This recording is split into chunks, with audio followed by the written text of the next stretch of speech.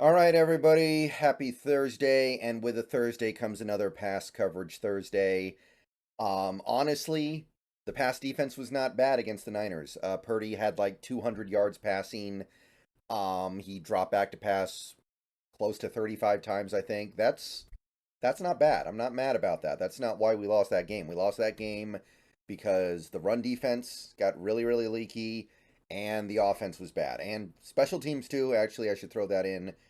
But yeah, the pass defense was actually pretty good. But I do want to isolate a couple of things here. I do want to point out a few things when we're talking about what's going on with our coverage.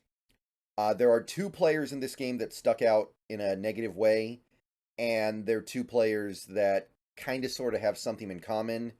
Now, one of the players is Bobby Wagner, because Wagner had another rough game in coverage, and you're starting to see teams really pick on him. He gave up over 50 yards in coverage in this game. He was not very good against the Rams. This is what I was really hoping to avoid this year. I really was hoping that this team was bringing in Bobby Wagner with an understanding that, hey, we need to do things the right way with Bobby.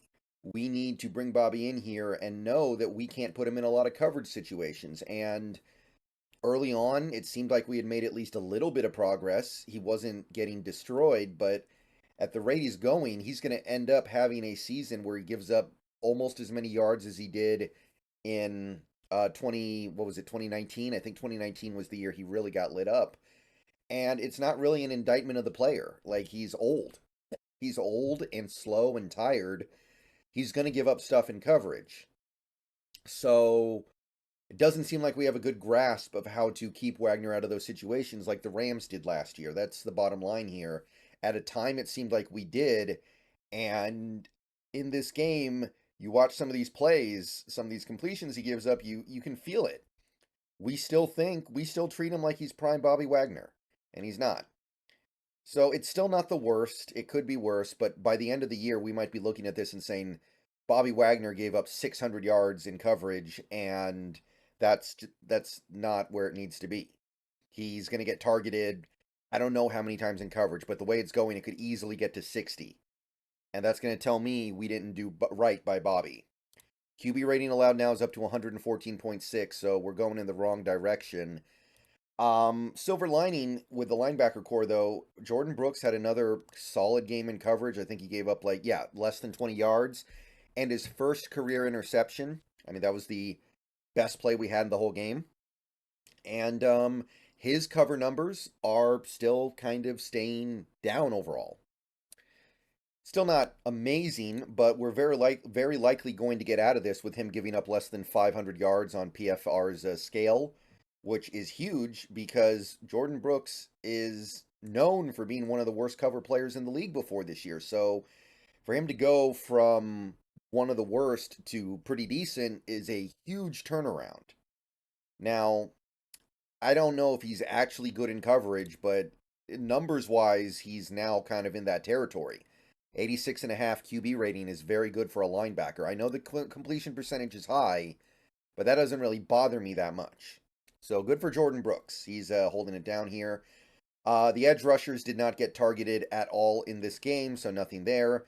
Cornerbacks. Woolen did not get targeted once in this game because he got benched very early. And I think this really highlights what a tragedy it would be if Woolen were to have his career derailed by the inability to tackle. Like, buddy, please figure that out. You're too good in coverage to let something like this derail you. I think he will, but he has to do it.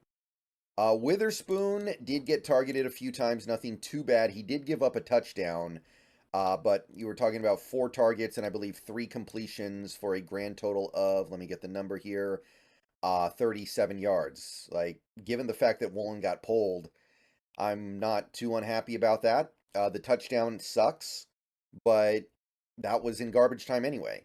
And it's kind of too bad that Witherspoon's season is getting dragged down a little bit numerically by the fact that he's having to give up 4 touchdowns because every other number he's got is really good. But despite the 4 touchdowns, his QB rating allowed is 83.7, which is great. So still happy. Mike Brown played a lot in this game, and he actually played really well. He got targeted twice, gave up one completion for, well, yeah, 2 yards. There obviously were some completions on his guy, but they're, zone stuff, and they don't necessarily give it to Jackson on PFR. They're good with that. So Mike Jackson came in and actually played really well in relief duty. QB rating allowed is now below 100. So Mike Jackson, you never know what you're going to get out of him, but this game we got good stuff.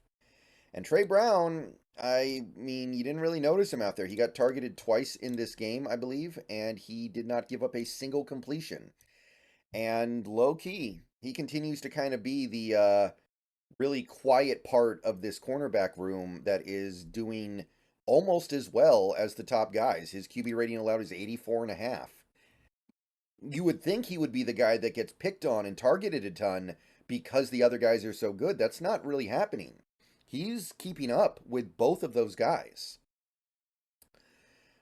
Kobe and Artie did not play at corner. Kobe did force a fumble on special teams. I do want to give him credit for that, by the way, because whatever you want to say about Kobe Bryant, he's got a tremendous ability to force fumbles, and I really hope we can tap into that as this as his career rather goes on.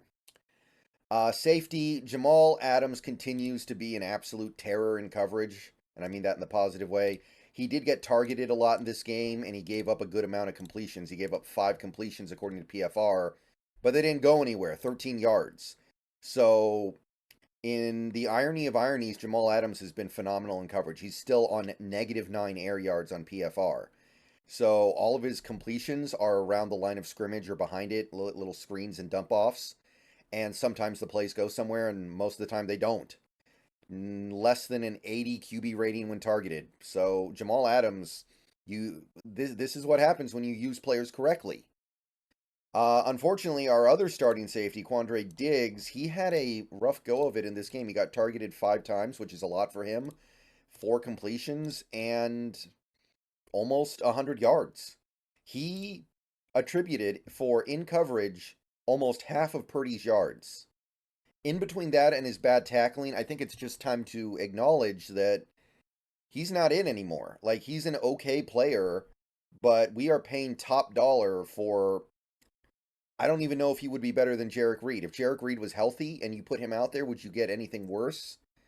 Like, you guys saw his joke of a tackling attempt on the Jawan Johnson play, where Witherspoon's trying to tackle him. Everyone's focused on Woolen and Brown hitting each other instead of tackling, but Wagner Diggs is not looking good on that play either. So not only does he struggle to tackle, but now we're looking at a QB rating allowed of 102. Like, this is not good bang for our buck. And at this point, I think I have to kind of put myself down on one side of the line or the other. I don't think I want Wagner back next year because this is not going to get better in all likelihood. It's probably going to get worse. Julian Love actually did really well in this game. He did get targeted 3 times, but he did not allow a single completion. Nothing on Julian Love. So he's starting to turn his season around. Actually, he kind of already has. And he's a big part of this pass defense actually playing well in a decent chunk of these games. And that's it for this week. Let me know what you guys think down below. It's pretty good. It's pretty dang good. This is an area of the team that actually kind of stood out positively. I wish if the rest of the team was playing this well, we would have nothing to complain about. All right, see you guys later. Go Hawks. More videos coming a little bit later.